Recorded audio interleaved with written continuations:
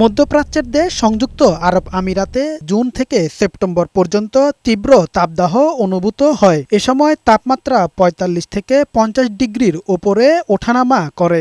এমন পরিস্থিতিতে দেশটিতে কর্মরত শ্রমিকদের স্বাস্থ্য সুরক্ষায় প্রতি বছরের মতো এবারও মধ্যাহ্ন বিরতি ঘোষণা করেছে মানব সম্পদ মন্ত্রণালয়। আগামী ১৫ জুন থেকে শুরু হওয়া এ মধ্যাহ্ন বিরতি চলবে ১৫ সেপ্টেম্বর পর্যন্ত। এ আইনের আওতায় দুপুর ১২টা ৩০ মিনিট থেকে বিকেল ৩:৩০ পর্যন্ত কাজ করতে পারবেন না শ্রমিকরা।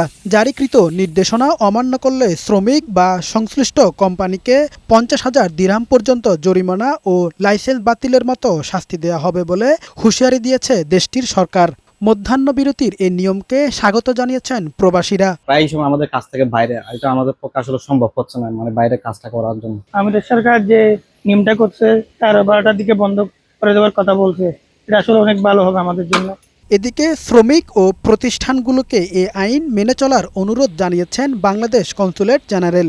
পাশাপাশি গরমে স্বাস্থ্য সচেতন থাকার পরামর্শও দিয়েছেন তিনি।